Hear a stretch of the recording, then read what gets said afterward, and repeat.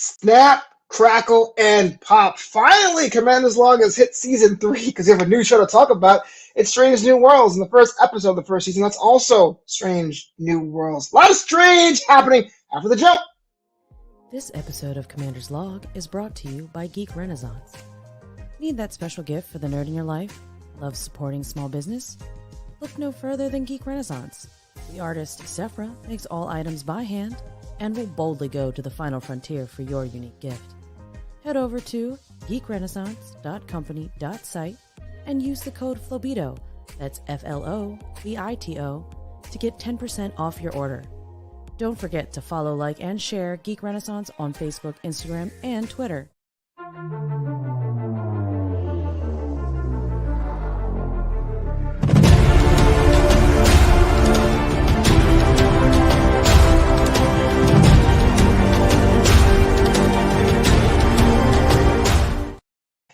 USS Post-Show Communications Officer Flobo Boys, look alive, Captain, on the bridge. Hey, everybody! Thank you so much, number one. How are you enjoying Florida, Mr. Boyce? It is very humid and is a lot redder than I remembered it when I was here last, but I'm here for Formula 1, and apparently I'm from an evil empire with a tyrannical governor. But other than that, fantastic. Yourself? Well, I have spent time with hillbillies, but it's the theater community up in the hillbilly county where I live. So they're delightful people, and I've been having a very good time. I have been lucky. You going deep into the South, and from what I'm hearing, not doing any beach time. You're not down at the beach looking at those gorgeous beach people? I did a little bit of beat stuff. And look at me. I'm actually freaking out right now, audio-wise, visual-wise. No, I did a little beat stuff. It was fine yesterday. I realized that I actually went to the water without wearing a T-shirt. That was kind of cool. Hey! Other than that, as I fix this, you tell me about that Starbase 80 supplemental. Starbase 80 supplemental airs right after this program over on the Weber Internet Thingy on Facebook, or the Weber Internet Thingy on YouTube, or just plain old Starbase 80 on Facebook. Come visit us. We are going to be talking about the final episode of the second season of Picard, or as we've been calling it, Picarder. And you are going to see us basically talk about this final episode. And we had a little discussion, me and the crew, people that you've seen here on Commander's Log before: Leo Genesek, Chris Pitcher, and the delightful Joe Townsell. Me and the crew had a discussion. We're going to do a finale for the whole series. We're going to do a recap and review of the entire series, as I like to call it, because there were 10 episodes. I like to call this the 11th hour. Picarder, the 11th hour. That'll be next week. But tonight, we are going to recap and review the final episode of season 2 that is called Farewell. It is really good. I know Flobo doesn't love the series Picard. He does not love season 2 of Picard. But this was a good way of ending it, I thought. So it'll be a great show. Please join us for that. Flobo, I am not seeing you do the Max Headroom things you were doing. Yeah, we totally switched the camera. It's all good. This is what technology is all about. You know how it be. Just want to say Starbase 8 Supplemental is actually one of my favorite shows, because you guys are from the old school, and ain't nothing more old school than Strange New Worlds. I have my own thoughts about the show as we go into the first episode, also called Strange New Worlds, but it seems that the Star Trek faithful are a fan of Captain Pike already. What say you, Captain? I think there's a lot to that. What I particularly love about Anson Mount as Captain Pike. Good evening, Craig. What I particularly love about him is he's confident. And it's funny because I don't know if you've heard a lot of this, Flobo, but I always heard what Captain Kirk was discussed as was a cowboy. He's the cowboy of space. He's a cowboy. Well, I mean, Anson Mount is riding a horse like in the first 10 minutes. Dude lives in Montana. He's a cowboy. I mean, long flowing hairs. And look at this Yellowstone money. I was on board, baby. It looked really good. I mean, they say Montana. We know it's Canada, but they say Montana. Don't ruin the magic. Exactly. A lot of Canadians in this show, folks. I'm just saying. The nice thing about Captain Pike is he's very confident and he's very settled in himself. And it's not every captain's story to be like that. A lot of captains are dealing with a difficult crew, dealing with a really difficult mission. I think of Captains Archer, Captain Burnham. Things are very dire. Things are very tough. If you remember on Star Trek Next Generation, Jean-Luc Picard is very strict for the first 2-3 seasons. Yeah. It's very military, as it should be, Starfleet, right? and very regimented. And I really like that Captain Pike is kind of, he's dealing with a lot of stuff in this episode. That's also interesting. But as a captain, he's very self-assured, and I think people respond really well to that. Oh, cut to the chase, Captain John. I was kind of upset and bitter when I've seen a lot of the TOS faithful, those that were poo-pooing on New Trek and what they expected Picard and Discovery to be, saying, best Star Trek ever, one episode in. Am I wrong for seeing the flaws of this episode? I can go into it if you like, but am I wrong? Is it premature? Knowing full well how it takes time for shows to ramp up, that everyone's kind of like, this is the best Star Trek ever. I definitely hear what you're saying. I feel like exactly. Yes, that's, I've always wondered about that, Joe Townsend. He says Picard is an equestrian too, a proud Starfleet captain's tradition. I'm thinking, Mr. Boyce, if you ever want to make captain, you got to get riding lessons. Get a saddle. Not happening. Come on now. You want a horse. From a town, I want to be that ride a horse with the cops. I'm good. And the only one ranch in Brooklyn, and that's actually in Queens. So. We are fine. When we're talking about loving the show and enjoying the show, I think, well, let me ask you this, Mr. Boyce. Riddle me this. Did you have a good time watching the episode?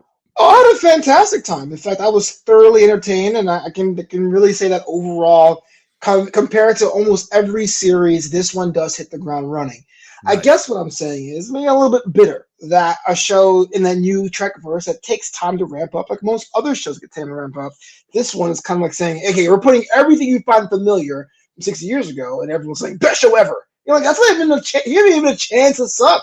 Because Picard has told us it can suck over time. No offense. You know what I mean? That's what I kind of feel like, okay, well, I guess I'm glad it's doing well, but it almost feels premature. Well, here's the thing. I agree with both sides. I do understand people being very excited about this kind of Star Trek. Because really, this isn't simply going back to TOS. Craig Robinson says, I'm not a TOS guy, but I enjoyed this opening. Yeah, the opening. I enjoyed that a lot. Felt like what Enterprise should have been. That's okay. Now, that's a tough one because I can't argue with that. Yeah, I can't argue with that because I enjoy it. And Enterprise didn't quite sweep me off my feet the way this one did. And it is one of the nearest and dearest debuts that a lot of us remember in Star Trek. So it's kind of easy to remember 20 years ago how Enterprise made me feel when I was like, oh, this is kind of scaled down. Okay. Yeah. And what you get with this is you get a good large scale. Literally not as big as the scale of Discovery. Discovery is a much bigger ship. Right. But it's nice. You know what it is? I honestly think a lot of people really enjoy seeing the Enterprise again. Speaking of which, as Craig brings it up, the Enterprise has had many captains and will have many captains. Yeah. But the Enterprise is a constant, and everyone loves the Enterprise. You know, True. at the end of this episode, I don't think I'm giving away a whole lot. Captain Pike says, "And the Enterprise is my home." Yeah. And that is, I'm sure, how a lot of us feel. To your original point, there are so many things, so many threads you can pull on with this episode. So many not great things or cliched things in this episode. Really, it's not wrong to point them out. Well, let's do the negative stuff first for that kind of show. But first, Joshua Postel, who's literally 120 miles away from me right now, says, What is up with horseback riding in the future? As in why? There's no need for horses. You guys have warp drive. Well, we have cars now, Joshua. What do you do? It's a thing. It's a flex. Look at my wild beast that I have to ride on. Look, man, horses have a mind of their own. So if you're a captain of a starship, you're probably fighting your ship now and again. Ship doesn't want to do that. Ship doesn't want to do this. So horses, I would think, are good practice, Joshua. I just think it was the best. Like I'm giving the credit for it, but I think it was the best like juxtaposition of like the man on leave, old school, then duty comes in. But it could be a car; it doesn't really matter. We have a lot of positives though in this show. A lot of positives. It's not going to be a trashy show. But let's go to the negatives first, because there's some things I got to say that did not work for me. But I'm going to start with you, long-term fan. Here's the reboot. What did not work for you in this first episode? Pardon me. I have always had a problem with. All right, maybe this is just me. I'm hearing from my friends already that this is just me. Okay. We have a temporary number one. Temporary first officer. Yeah. Lieutenant Leanne Union Singh. Right. And she is, they tell us she's very deep and there's many depths to her. And I don't agree. Oh! I find her two-dimensional. I find her an exact lift of Tasha Yar. My girl. When we find out her backstory, it is not her backstory. It's the plot of the movie Aliens. Oh, you and your crew were on a planet and they were either devoured or used as birthing sacks. Gosh, Newt, do they mostly come out at night? Mostly? Dang! And, you know, here's like pretty much a teenager who's like rolling her eyes every 10 minutes because nobody takes things as seriously as she does. And granted, that's not her accent because she's got an English accent, which is one more degree of annoying. Okay. First off, I do like how she was used. I like, you know, that she, her lack of trust and her sort of hair trigger distrust and jumping to negative conclusions actually suits how Captain Pike is feeling when he first gets back on the ship. And he's dealing with heavy stuff. Another cliche. Yeah, there are a lot of cliches. Because as we saw when you and I on Starbase 80 on Sunday mornings, 11 a.m. on the Pacific Coast or, 2 p.m. On the East Coast. When you and I watched The Cage recently, we saw that side of Captain Pike where heavy is the head that wears the crown. He feels the truth. He feels responsible for every bad thing that happens. Things weigh on him. They weigh on his heart. And I appreciate that they brought that back for a different reason. But it is kind of a cliche. They've already done that with Captain Pike. So, okay, I understand why they did it.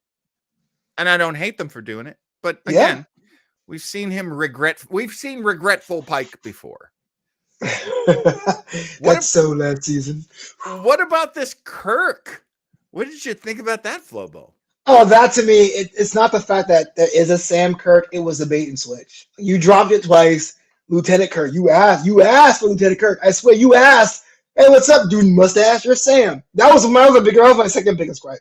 My other biggest gripe, my main gripe, and I'll probably be saying this a lot this season because it reminds me of a lot like the CW Arrowverse shows. Is that sometimes, and plus this one is supposed to be more episodic compared to Discovery, which is more like serialized. There's going to be times where you have a story that's too big for the hour. And I think this is great to show a rescue mission, which we'll get into. But the ultimate conflict is something you cannot solve in 40 minutes. How do you solve a civil war? Let's show you archival footage of a past war. That never worked because history classes will prevent wars now. You know? To me, I thought it was a bit too much. It was a bit too easy. Oh, you're right. Okay, well, this is about the space guy. It's like, if an alien race came down and was like, hey, man, listen to us, we're about peace, we got big sticks. I'm like, get the hell out of here, space guy. This is America's business. You don't know us. We do what we want. Yeah, we do what we want. So I was like, okay, whatever. But that's a very small gripe with me, but I know how you feel about Sam Kirk for one of the positives. I thought that was really funny. I guess okay. So Sam is his father. Is James Kirk's father? I don't know. I actually don't know that. And if anybody in the chat knows, please let me know. But the I just liked that it was a fake. You know, I kept waiting for this new James Kirk that people have been complaining about, which I was told. I think he shows up in season 2 because I think they're shooting season 2 right now. Oh, wow. That's a good sign to say everything. But not to make this all trashy, because I know in the interest of time, I'm going to say some positive things. I overall liked the show, thoroughly entertained, didn't find myself checking the watch. It was an hour. It felt longer than that, but definitely in a good way. Like a feature, top to bottom. Yeah. Before we get to the plot, the intro with credits. Finally in all its glory. Fan, not a fan? On board, not on board? Loved it. Absolutely loved it. Here's the thing I loved the most. Do you remember this? I almost shot this on my phone. It's that little thing right at the top of like Star Trek. And then it's like CBS presents. Yeah. So there's like this little, this beautiful little branding right at the beginning that's just so Star Trek, just so beautiful and lovely and light. It's like a Marvel Studios indent, right? Exactly. Yeah. And I really it just made me happy. It just brought out so much joy. Like, and I've talked about this before, like when I was a little kid and before a show, so let's say it's Commander's Log. Before a show, it'd be like Commander's Log in color. Yeah. And then they available. I mean, I just love that, it was like Batman in color. And then they show the intro to Batman. Yeah. I love that. As a throwback to 60s television, made me very happy. Very quick question. This seems to be an anomaly in Star Trek shows that the first episode was in 2 parts. Does that bother you? I would say that was one of my favorite things. Okay. Was that it was not a 2-parter because, and I've said this before, but please bear with me as I repeat myself. Bear with them. Not every story, this actually is very much like a line from this week's Picard. Not every story is about the universe being destroyed, or time, or reality, or all of the multiverse. Yeah, Picard. You can really burn out your audience, and this is why I don't watch Doctor Who anymore. You can burn out your audience if you put a gun to the head of all of reality every freaking week. Sometimes you just have to tell a story that hits on the outside and the inside. And I feel like this episode was really good for that because it was about Pike, Yeah.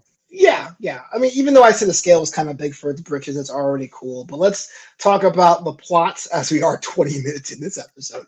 I swear there's a method of the madness here. So it's essentially a rescue mission because Pike is like, look, bruh, I got time. I want to take my little leave. Well, in total Fast and Furious fashion. Your buddy, she's in danger. You in? He goes, I'm in, bro. and gets everyone put together for a rescue mission to help number one. Now, number one is captured, it looks like, on this planet. And I did like the mystery of the week of this warp-capable society that we don't know how they got this warp stuff, whether it was given to them or not. It really opened up really cool ready room discussions about how to approach this mystery of the week. Thoughts? I totally recognize the cliche, but I respect that cliche. And there are many points in this episode where I'm going to be like, no, that's a good cliche. He's not sure if he wants to come back, Captain Pike. Right. Yeah. Because of his face. He saw the radiation, man. He's like, oh, damn. And as we find out, like, he experienced it. So, like, literally, he's died already. And then now he's in the here and now, and constantly in front of him is this death that he has experienced, that he knows. You don't want to touch that hot oven over and over again when you know how hot it is. Here's a question that takes me. I have to explain Terrence Howard for this to make sense. But there was a show on Fox that was big for a while called Empire, and Empire's original premise was Lucius Lyon, which is whatever, it's a soap, right? Played by Terrence Howard, had this music company, and he had ALS, and he felt like he was going to die. So the first season was which son was going to take over his empire. No pun intended, or pun intended, I don't know. But at the end of the first season, almost like Picard, they go, oh, no, loophole, you don't got anymore. So the question I have for you is this. Do we need to keep Pike getting the radiation there as part of his story and mythos? Or is there any wiggle room with the fandom to say we can do something to alter that future? I feel like they started that conversation in this episode where they're saying we are going to make a different future. Yeah. And that is a great way of putting together everything that's come before. There were lots of references to what Captain Pike and Spock did in Discovery. Mm-hmm. Even references to his sister. They never actually used Michael Burnham's name. They can't. But they had a lot that was already going to happen. So now they have to kind of set up that maybe we can change our future. We can change our fates. I kind of think that might be the theme of this first season. Yeah. I gotta give a shout out to the professional Joe Towns in the chat who says Pike's first hit is pretty apathetic. He's going through some stuff, Joe. No, I'm just kidding. Yeah, you're right. You just saw face melted in the little screen, man. Come on. You no empathy, sir. Every time I see my face melting in a reflective surface, I gotta take a minute. Hit it. But he also says, I'm hoping they retcon this, actually, which is pretty interesting. I thought a lot of people dug their heels in because they know the story. Like, for example, another example, like Superman. There's many ways to interpret Superman, but everyone gets mad when someone shows the one time he kills someone. Not knowing he was an overpowered alien, he didn't know his powers, even though that's a different way of telling that same story. So I like the fact that there is some opening there to retcon. Absolutely. I mean, look, we have seen this future many times. So it's now the past. Woo! Right? Okay. I like it. And I'm sure there are ways that they can change that future. I mean, come on, man. It's Star Trek. Come on. You can always make a better future. That's true. And speaking of futures, we have a future look at our bridge crew. Everyone talks about how woke Star Trek is, even though tolerance and togetherness was like a 10-minute, right? So our bridge crew, fan, not a fan. You mentioned a little bit of Singh, but she's on the crew, but not number one anymore. Once everyone gets back together, the makeup as it stands right now, Doctor, tell me everything. How do you feel? I wasn't sure how they were going to put together their crew. I knew Dr. M'Benga was coming back, and he was a cool character that they experimented with for a couple of episodes in TOS in the original series. He is very much the guy on top. This is okay. It's kind of all right. Tell me what you think of this, Flo. Uh-oh. When the captain goes and visits Dr. M'Benga, big hug, big hug between the two of them, and I'm just like, okay, we get it. You're cool, and you've got a black friend. We get it. Yeah, well, if I had a black friend, I'll hug him too. I'm not racist. See? Hey man, you're gonna have to learn the Vulcan neck pitch to get me to stop hugging you the next time we're in the same room. You're gonna be like, enough. This musculature is not good for this. It didn't bother me. It didn't bother me because I feel like here's some establishing relationships right in front of your face over and over again. Well, and I mean, that's the way Star Trek always was. There was always people on the crew that the captain has a history with, and then there are people he's meeting for the first time. That's very Star Trek Captain. Totally dig that. I love what they did with Nurse Chapel. It's so interesting. Like, how do you explain? She's like laid back, but like her own beat of her own drum, very like NCIS Abby kind of thing. Yes. Like she's like this hip girl. She's like this, cool riot girl. And we find out she's not even in Starfleet. She's a civilian. Yeah. She's on loan. Yeah, I freaking love it. Epigenics is like the thing. She's epigenics. What the hell is that? Makes EpiPen eugenics. all serious. I mean, what can I stick you with this week? You know what I mean? I mean, Noonien Singh is like, so you work on disguises? Sorry, Craig. I don't like her, and she's English, so I'm giving her English snobbery. Look at you. Oi, I guess, Noonien Singh. You make disguises, do you? Is that right, isn't it? That didn't bother me as much as I like the pain. Like, really? That was another cliche of like, no, I must feel all the pain because I'm a girl that feels pain.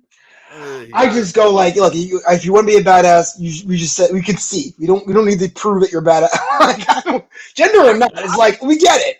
I've watched that episode twice now. I still don't get what point she was trying to make. I know they're like, oh no, because of your past. Like, I still don't make the connection.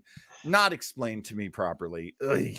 Okay, you're only on a cloud now. I think it's cheesy when you're poked and prodded and experimented on to do as minimal as possible. I get that, especially now I'm in Florida and there's no masks for another 50 miles in either direction. This state's weird. COVID never existed. Whatever. At the same time, it's so performative. And the whole it was totally self-inflicted. You could have just not done that. You know what I mean? You can get an epidural if you're having a kid. You can get anesthesia if you get a tooth removed. You don't have to be like, you know what? The pain. I still don't get it. Was she afraid Gorns were gonna walk in and she didn't want to be sedated? I don't get it. It's weird how the Gorn are serious now. I thought they were kind of a joke. Oh, and that was the other thing. Like, I thought the Gorns were more like us, except they were reptilians. Yeah. Now they're making them like the xenomorphs from the Alien movies. Interesting. That they feed on humans and they use our bodies to give birth, and it's awful. It's terrible, but I didn't know that was what you were going to turn the Gorns into. Have Gorn standards. Stress-free K, what up, yo? Says, I like knowing how bloodthirsty the Gorns are. You sick freak. No, I got you. It's kind of cool. I mean, look, it's space. It should be scary. I just didn't, did you need the Gorns for that? I always thought it'd be cool in the future if we were friends with the dinosaur guys and the Gorns. Yeah, wins and loss. So, personal question. Aliens. Yes. You don't have to answer this if you don't want to, but you're live, so if you don't, shame on you. How many times did you cry this episode? I have on my notes 1.5. Am I close? I think I probably have a 1 because it's like 2.5s.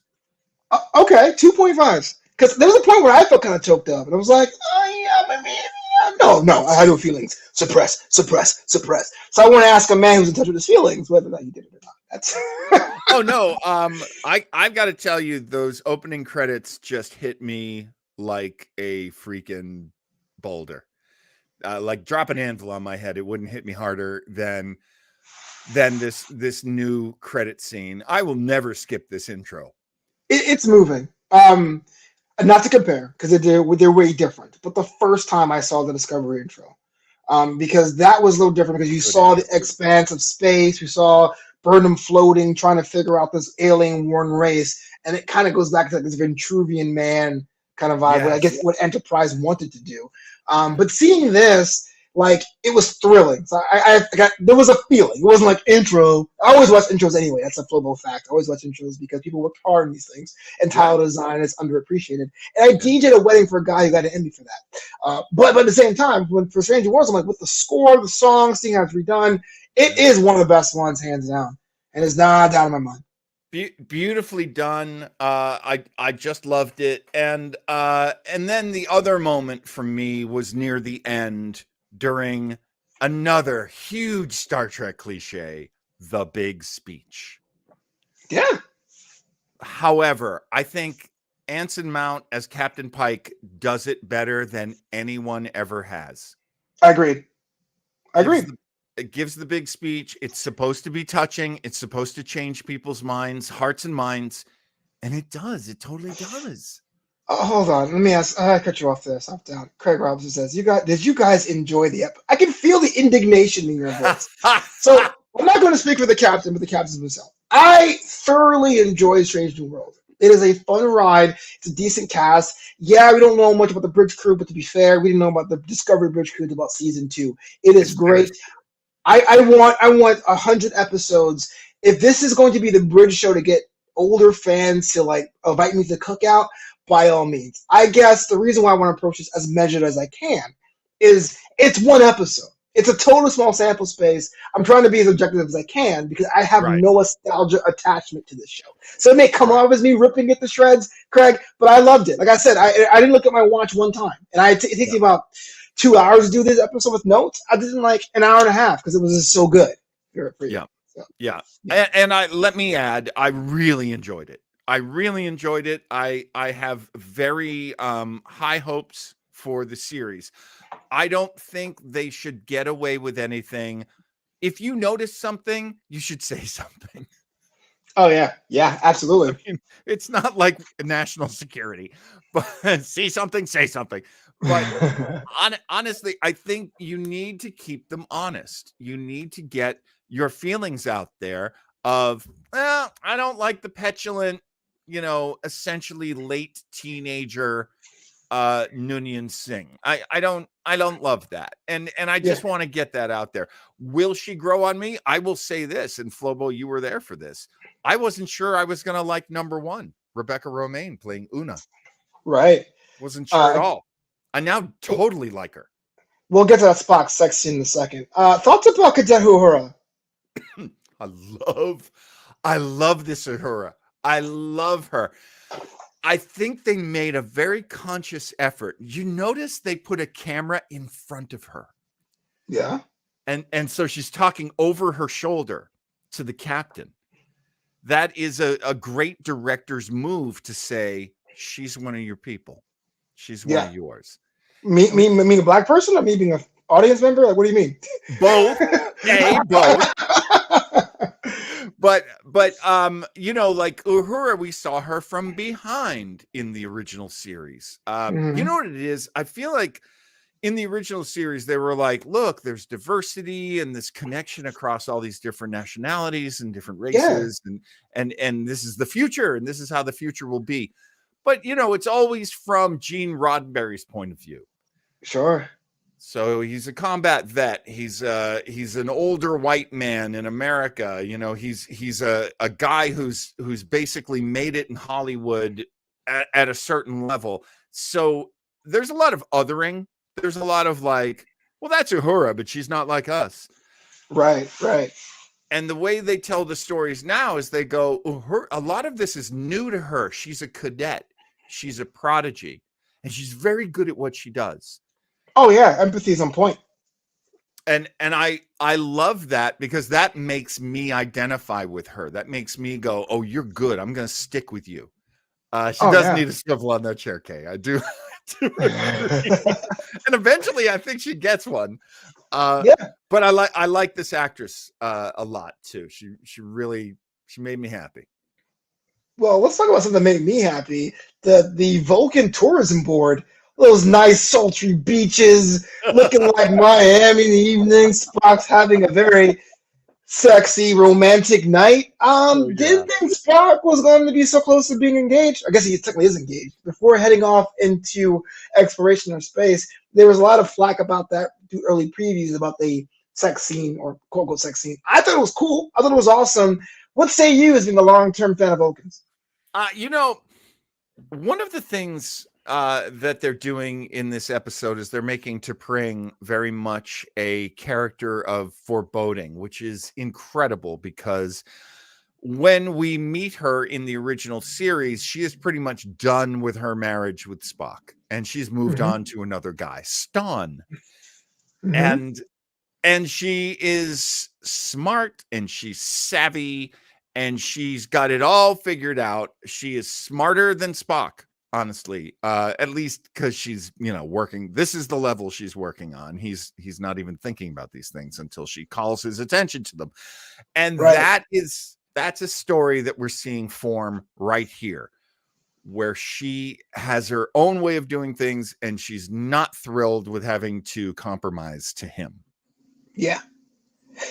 I like that too. And I'm glad you mentioned that about the role of women in this show. I'm not trying to say that Star Trek was necessarily egregiously bad, but it was a product of its time. It was in the 60s. Question, very, very small in text, but I thought it was kind of major that on this edition of Strange New Worlds or the Enterprise, that female officers are known as Mrs., not Mr. Was that a big deal for you? It was like Mrs. Ortega or Ms. Ortega's. We're doing this. Like, is that a big deal for you, or it was kind of like no product of its times? Or do you think they'd be old school fans and be like, back in the day, they were all Mister? What the hell? I happen to love the idea that if we made Mr. something that you're supposed to, oh yeah, good point. Yeah, T'Pring's going to come back for sure. Joe Townsend says, I'm sure the T'Pring story will continue in episode 5, which has already been announced for Strange New Worlds. It will be called Spock Amok. Yes, absolutely. I wonder if Nurse Chapel is going to get interested in him anytime soon too, because that was always a plot line I liked as well, was that Nurse Chapel had a thing for Mr. Spock, even though he was married. Yeah, I saw that episode. What was your original question, Flobo? The fact that they call female cadets and officers Mrs. as opposed to Mr. I always liked Mr. But being a result of wanting to like people and respect them nowadays, of course it goes with whatever you want to be called. You tell me your pronouns, those are your pronouns. Whatever you want to be called. You want to be they, them, you're they, them. I don't care. You want to be she, her, you're she, her. I don't care. It's your call. But this happened before TOS, though. Timelines. And the military tradition would be Mr. But I remember that great moment in the I think is it one of the first episodes of Voyager where I think it's Paris is like, should I call you sir or ma'am? And Janeway's like, call me Captain. I love it. Damn. Which Get in the kitchen with Tubix. I think honestly, it's just style. And I wish it was more military tradition because that makes a difference in Star Trek world. They are essentially naval vehicles. I like when they do Navy stuff. Not saying the Navy's perfect, but I like that stuff. So yeah, I mean, Ms. Hey, I just assume somebody at some point said, I think she'd rather be called Ms. And I'm sure Christopher Pike / Anson Mount, coolest guy in the world, was like, you got to be whatever. Yeah, man, I'm all about the equality stuff, babe. Yeah, baby. So some quick hits before you wrap this up. Can you believe we're almost at the time of end of our period here? Because a lot of stuff happening this week. The General Order 1 gets renamed the Prime Directive, but it's funny because it's named out of spite. I love that so much. It's like you were so bad at it, they gave it a more important name. And Captain Pike's reaction, which is, that'll never stick. Yeah, it's like an episode of Sledgehammer. Sledgehammer, what are you doing? They renamed it twice. I do. Sledgehammer. Look, the sledgehammer. You better not be messing with that thing. One of the many sort of inside jokes that I loved. I also loved, can I just say that Admiral April. Mm-hmm. So Captain April was the first captain of the Enterprise, and he was introduced in the animated series. And in the animated series, he was white. He was animated white. So there's been this whole I belong to some Facebook groups that I really shouldn't, because all I see are negative posts, and they're all along the lines of racism and sexism, and those are good things. Those are good things. Yeah, totally. I love that there was this complaining of April is white now, or April is black now. He used to be white, but whatever. You could just change anything, I guess. And then his entire role basically is he's that damn it, Starsky and Hutch, I told you to get off this case. Right. He's like the black boss. He's like the black police chief. Right. I'm too old for this.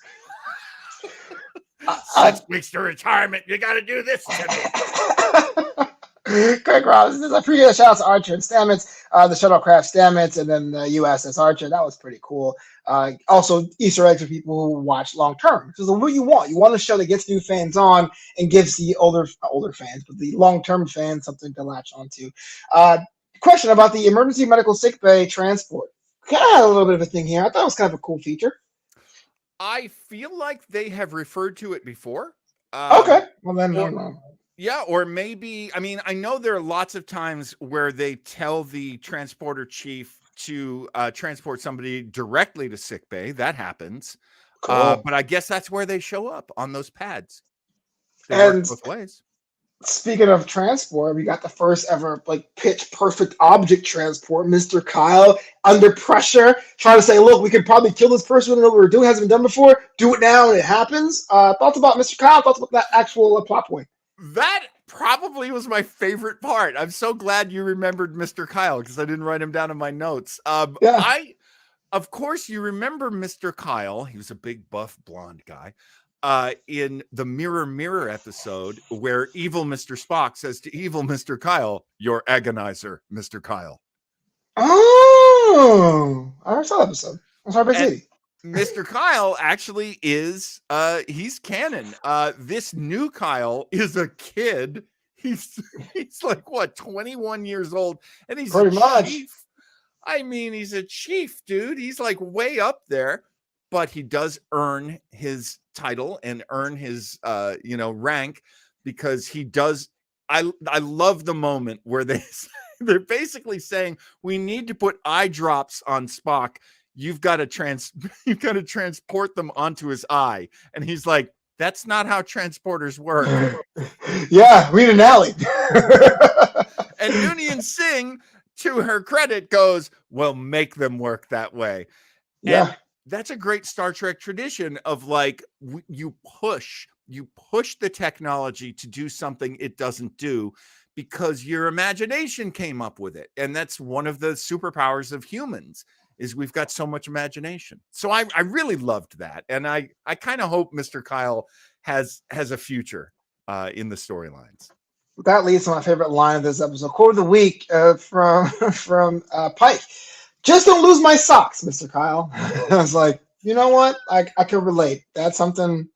We don't have any socks. It's a bad day. That's A, I loved that joke. B, I loved how they handled, and I'll try to go through it quickly. Yeah. In the old Star Trek, there'd be 2 guards that would walk by. And then usually Kirk and Spock would sneak up behind them, hiya, knock them out, take their clothes, and then walk around disguised as them. Oh, and they'd have to hide the bodies. There are moments where they do the mission on this where they're like, let's knock the guys out. Okay, I don't know about the Noonien Singh thing where she has to tell Spock to do the Vulcan nerve pinch. Another annoying thing for me. Okay, now you're just hating on her. Oh no, dude, that's the hey, we made up a girly girl character and she's so smart, she knows all of your stuff and she's gonna tell you to do the things you do. Whoa! Evil Captain John! No, dude, I hate that. Do you remember the show Falling Skies? Yeah. It's about an alien invasion. And so there are all these pockets of resistance. And they meet this girl, and she's like super cynical. And she's like 18, but she's like so cynical because she's been through so many hard times. Yeah. That archetype, if I never saw that like girl who knows too much, who went through too much, and no one knows the depth of her pain, if I never have to see that freaking archetype again, I will be the happiest person in the world. Anyway, getting back to the Spock going, sir, what happened to my pants? So now they had this thing where Mr. Kyle said, the transporter buffer has clothing of the planet programmed into it. So you're wearing your uniform on the ship. I then beam you down and beam clothes onto you that are proper. Like, you're not going to a dressing room and like putting that stuff on. I just beam it onto your body. That's so funny. That's so cool. And it's what if you and I are on a mission, we knock out 2 guards, but none of them is a 52 chest, 19-inch neck. Right. How many guys would I have to knock out before I could find clothes? Captain, you're a menace. We're running low on time. I have one more question for you, and this may be right or wrong, but you saw the episode twice. I saw it once, so maybe you may have more insight on this. Are you on board if, and only if, 0 Point is the big bad this year? If the first season has the framework of the 0 Point culture, seeing the technology, would you be on board with that? Or are you saying, no, I want strictly episodic stuff? I would be okay with the 2. I don't know. One of the things that I think TV viewers appreciate nowadays is they do appreciate the sort of long storyline.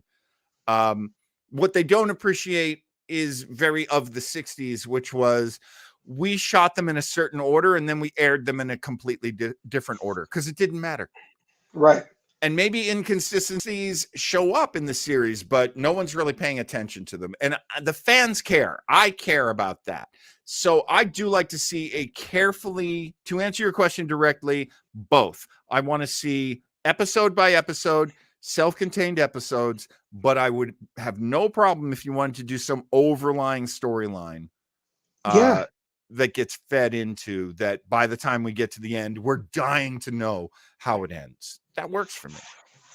Fantastic. This is episode 1, Strange New Worlds, also called Strange New Worlds. Commander's Log is back. We are redoing our week-by-week breakdown, and I think it'll be the end currently for supplemental. So if you go a little over, go for these longer episodes, we'll have a lot more time to do so. Stick around with us. If you haven't already, make sure you look at this episode on YouTube or your favorite podcasting device. Captain, if someone wanted to connect with you, to stalk you, say, oh my gosh, leave Union Sing alone, how do they go about doing that? You are very welcome to tell me that. Absolutely. You can find me at Starbase 80 on Facebook. You can also find me at Weber Internet Thingy. And both of those places, you can go there if you want to see the show that's going to come up at 5 p.m. for us, the 8 p.m. for the East Coast of the U.S. And that will be Picarder. That will be our wrapping up of the second season of Picard. Also on YouTube, it is Weber Internet Thingy. We welcome you to come and look at all the episodes of Starbase 80 and Picarder that are there. Yeah, the Captain's okay, but Joe Townsend, that's the moneymaker. That's what I go to see every week. Yeah. That's who I'm in the game for. The whole crew is great. Bunch of geniuses. I'm like, I don't know anything. But we'll be back here next week with a brand new edition of Commander's Log. But until next time, Captain, say the words. Live long and prosper, my babies.